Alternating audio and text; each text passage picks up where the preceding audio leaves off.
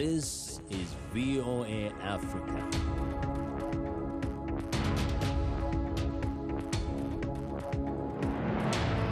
Hello, I'm Esther Githui-Ewart. It's Thursday, July 8th. Welcome to Africa 54. We continue to work remotely because of the coronavirus pandemic. But what hasn't changed is our commitment to bringing you the latest and most important news from the African continent and around the world. This is today's Africa 54. Hundreds of women and girls in Ethiopia's Tigray region have reported brutal rapes at the hands of soldiers in a war that is still ongoing despite last week's government troop withdrawal. As VOA's Heather Murdock reports from Mekelle, the rape victims who have come forward say they are only a small percentage of the women and girls who have been brutalized. The stories are eerily similar. Soldiers come to their homes, demanding to know the whereabouts of a husband, father, or brother, insisting they are rebel fighters. They attack the wife, daughter, or sister. VOA spoke with survivors and is protecting their identity. They pointed a gun at me and shouted, "We know your father is a fighter. Give us his guns." I told them that I didn't know where my husband went. They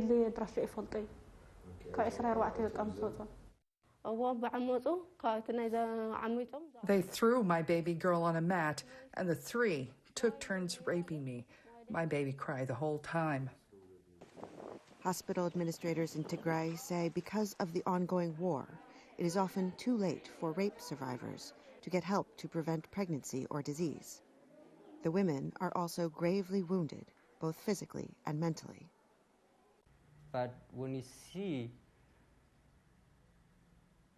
especially women who've been raped by many men, and when you see them and before you talk to them, they have to be carried out of their room. They can't walk. Atzbaha says the real impact of these attacks cannot be measured medically, as they ruin lives, families, and entire communities. War in Tigray broke out last November between the federal government and Tigrayan fighters. The battles took an abrupt turn last week when the federal government declared a unilateral ceasefire. Federal forces left Tigray, they claim, for tactical and humanitarian reasons. Tigray forces say they drove them out. But the humanitarian crisis continues to deepen in Tigray, with thousands killed and millions displaced. Some 400,000 people are believed to be suffering from famine, and 1.8 million more living on the brink of famine. Activists say widespread sexual violence against Tigrayan women is integral to the conflict that is still ongoing. And at the hospital in Mekelle, counselors say only a small percentage of victims seek help. One survivor says over 20 survivors are raped at the time, but they can't come to this. Victims don't come forward because they are trapped in war zones, afraid of stigma, or fearful the soldiers who raped them will attack them again if they are reported. One of the soldiers came in the room and raped me. I was bleeding the whole time, but after he left, I didn't tell my family. I kept it to myself as a secret. She says finally telling her secret was a relief, but the damage to herself, her 13-year-old daughter who witnessed the attack, and her homeland may never be undone. Heather Murdock, VOA News, Mekelle, Ethiopia. Former South African President Jacob Zuma is behind bars on Thursday after turning himself over to police to begin serving a 15-month prison term. Shortly before the midnight deadline for police to arrest him, Zuma left his Nkandla home in a convoy of vehicles. Zuma chose to hand himself over to authorities to follow the order from decision handed down by the nation's highest court, the Constitutional Court, that sentenced him to prison for contempt of court. Zuma was sentenced for contempt because he defied a court order for him to testify before a judicial commission investigating widespread allegations of corruption during his time as the country's president from 2009 to 2018. Due to poor security in Nigeria's northwest, hundreds of thousands of children are missing out on an education as the threat of kidnapping gangs closes schools. A young boy is one of them. David Doyle has more. 7-year-old Yusuf Lado is training to be a welder. He'd not yet learned to read or write when his school was closed for fear of attacks by armed gangs. They've been snatching students across northwest Nigeria in the hope of lucrative ransom payouts. Around 1,000 students and staff abducted since December.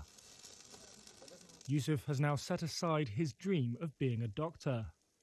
None of his 9 siblings are in school either. He says he wants to become as good as his boss, but he also hopes to return to the classroom. But for Yusuf, like many children across northwest Nigeria, such ambitions are on hold. The UN's Children's Agency estimates that around 1,125 schools are shut. Even where schools are open, some parents are too afraid to send their children. UNICEF says some 300 to 400,000 students in the region are missing out due to insecurity. My best friend is Sola.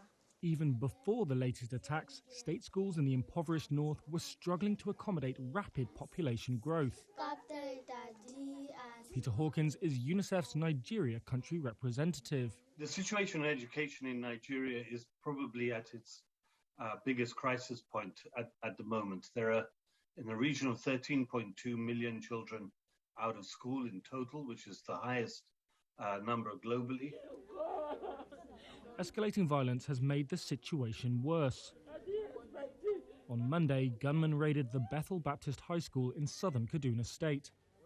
Around 150 students are missing. In response, authorities ordered 13 schools closed. Such abductions were previously the preserve of militant groups in the northeast. Boko Haram, whose name roughly translates as Western education is forbidden, shocked the world in 2014 by abducting more than 200 girls from a school in Chibok. But now the tactic has spread. Yusuf's father, Lado Gajeri, says his family fled after a series of attacks on their village in Kaduna. Yusuf's 19-year-old cousin was abducted. The family paid 1 million naira, or around $2,400 for his release.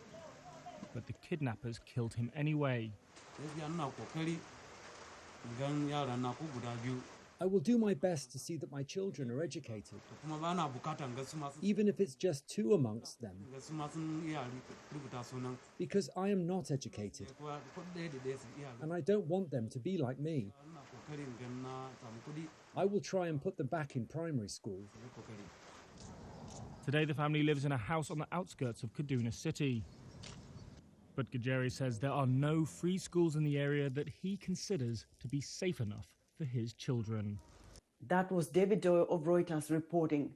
Zambia's founding president Kenneth Kaunda was laid to rest at the country's presidential burial site on Wednesday after the High Court dismissed a challenge by one of his sons that this would be against his wishes. Kaunda's son, Kaweche, on Tuesday challenged in court the government's plan to bury his father's remains at Embassy Park, where other former heads of state are buried, and which is visited by the public as a national monument. Kaweche Kaunda says his father's last wish was to be buried at his residence next to his wife Betty, who died more than 10 years ago. In a ruling delivered while the burial was underway, High Court Judge Wilfred Muma said there was no clear arguable case made by the applicant for judicial review. Kaunda ruled Zambia from 1964, when the Southern African nation won its independence from Britain, until his defeat in an election in 1991. Kaunda will be remembered more as a staunch African nationalist who stood up to white minority-ruled South Africa. Kenneth Kaunda died on June 17th in a military hospital in Lusaka. A Cameroon minister councillor said Wednesday World Athletics is discriminating against women with intersex variations by requiring them to reduce their natural testosterone levels to participate in the female category, and he says the discrimination is like apartheid. Cam Damien Georges Awomu, minister councillor at the Cameroon mission to the United Nations, made the comments on behalf of the African group of countries at a special debate on sports and human rights held at the UN Human Rights Council in Geneva. Namibia athletes Christine Bomba and Beatrice Masilingi were withdrawn last week from the 400-meter event at the Olympic Games after tests revealed their testosterone levels were too high.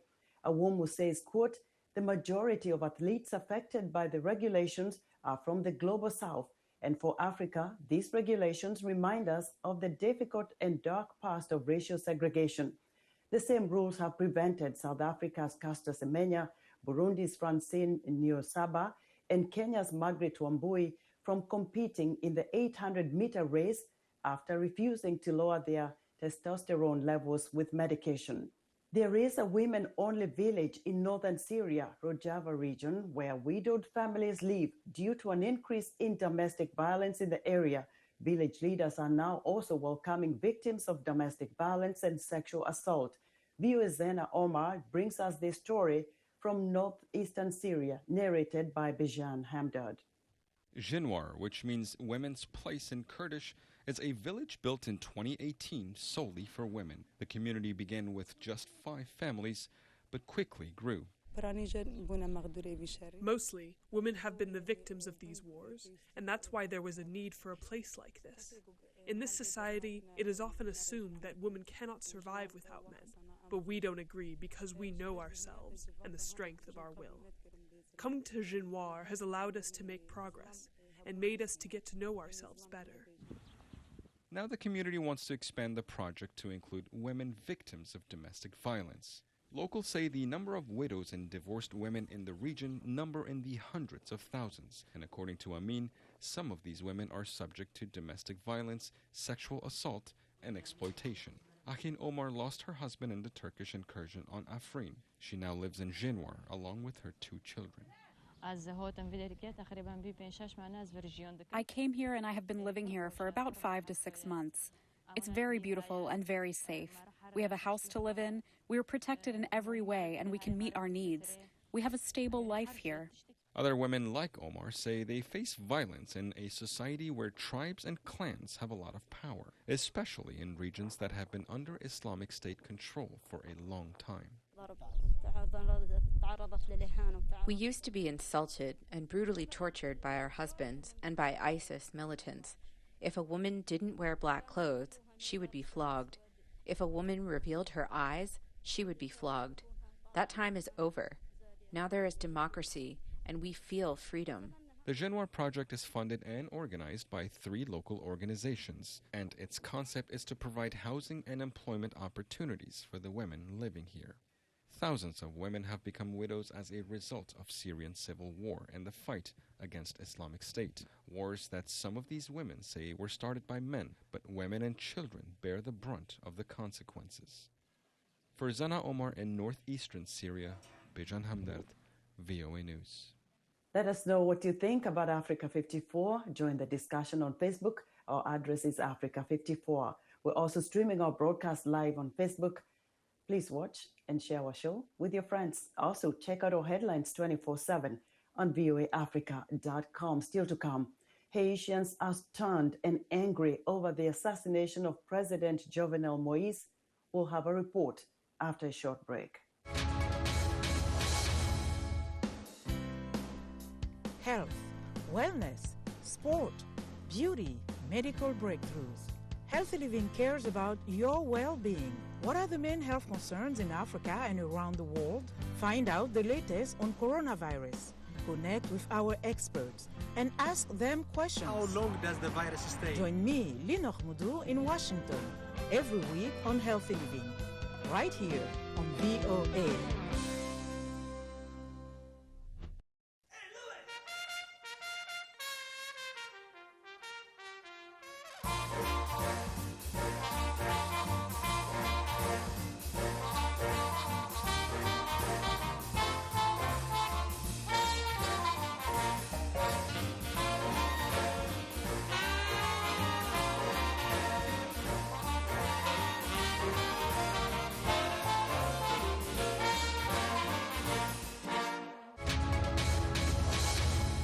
Welcome back to Africa 54. Haitians are expressing shock and anger over President Jovenel Moïse's assassination on Thursday. A state of siege has been declared by the interim Prime Minister Claude Joseph, who says he is now in charge of the country. National Police Force Chief Leon Charles says late Wednesday, 4 mercenaries suspected of carrying out Moïse's assassination were killed in a shootout with police, with 2 other suspects captured. Charles says 3 police officers held hostage by the suspected assassins were freed. Officials say heavily armed gunmen posing as U.S. Drug Enforcement Agency officers who spoke Spanish and English carried out the attack. U.S. senior diplomatic correspondent Cindy Sain recaps the chaotic day in Haiti. Haitian security forces are patrolling the capital, Port-au-Prince, near the private residence of Haitian President Jovenel Moïse, where he was assassinated Wednesday morning in an attack that left his wife wounded. The city was quiet, and residents said they were shocked, despite gang violence and political instability that plagues the country. Haiti's ambassador to the United States, Bokshi Edmond, told reporters that First Lady Martine Moïse is in stable but critical condition and is to be flown to Miami for treatment. He appealed to all Haitians to unite after the assassination. And he appealed to the international community to help find the killers and to help Haiti protect itself in the future. We need to have an armed forces because our country was created by military. So it is very important to have that, and so our borders can be protected and to have a better control over the borders. Because it is unacceptable to have a foreign commandos to enter a country, to kill a president, and to leave without any concern. I don't think any international partners should be part of this. Asked if guards at the president's residence had exchanged gunfire with the killers, Ambassador Edmond said he did not know. World leaders also reacted with shock to the news, including U.S. President Joe Biden. We need a lot more information, but it's very worrisome about the state of Haiti. Asked if there is any appetite in the Biden administration for an intervention in Haiti, as the U.S. has done previously in times of political turmoil in the Caribbean nation. State Department spokesperson Ned Price had this to say. To us, Matt, Haiti is a partner, and that is how we will treat this relationship. It is how we have treated Haiti. It is how we will going forward. Price said the U.S. would echo the words of Haiti's acting Prime Minister, Claude Joseph, who has appealed for calm in the face of economic desperation and escalating gang violence. The violence has driven hundreds of women and children from their homes in the capital in recent weeks. Cindy Sain, VOA News. Britain is about to try something that no other nation has yet dared: lifting coronavirus restrictions in the middle of a new wave of infections. As Henry Ridgel reports, the government says that with more than half of Britons now fully vaccinated, the time is right to reopen. But some scientists warn it is a big gamble. Freedom Day is fast approaching. That was the pledge from British Prime Minister Boris Johnson Monday as he outlined an end to lockdown measures July 19th.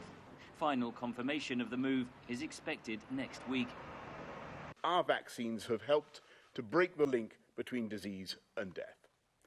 And as the days have gone by, it has grown ever clearer that these vaccines are indeed successful, with the majority of those admitted to hospital unvaccinated. Nightclubs will reopen for the first time in 16 months. The 1 metre social distancing rule will be lifted. Pubs and bars will no longer be restricted to table service only. There will be no limit on customer numbers. Workers will no longer be encouraged to work from home. Face masks will no longer be compulsory, only recommended. The situation you're most likely to catch COVID in is indoors, crowded spaces. So that's the obvious place where mask wearing becomes an advantage. Many Londoners appear supportive of the government's move. I'll still wear my mask in confined spaces, but I think we've got to live with this now. Not very many people seem to be very suffering with it so much. I think the economy and everyone's mental health is suffering a lot more. So open up Britain, Boris. Britain has suffered the highest coronavirus toll in Western Europe, with 128,000 deaths. Case numbers are rising again, with close to 30,000 new infections a day, driven by the highly transmissible Delta variant. The government warns that could rise to 100,000 a day after restrictions are eased. The opposition has criticised Prime Minister Johnson's approach. To throw off all protections at the same time when the infection rate is still going up is reckless. Some scientists agree. I think that the decisions from the UK government are extremely premature and they're not based on scientific evidence or scientific advice.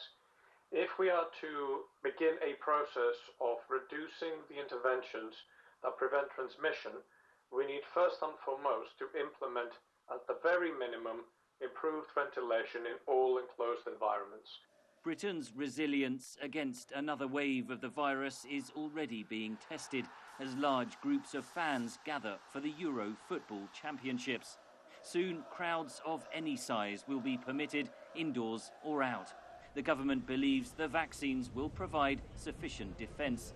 But as some scientists see it, opening up amid another wave of infections is a gamble that could backfire. Henry Ridgewell for VOA News, London. Russian authorities say the country is facing a surge in new coronavirus infections, and as Charles Mains reports from Moscow, that has prompted a renewed effort to convince a skeptical public that the time to vaccinate is now. Having once claimed victory over the coronavirus, Russia is now struggling again. A growing crisis fueled by the new Delta strain of the virus and Russians' reluctance to vaccinate.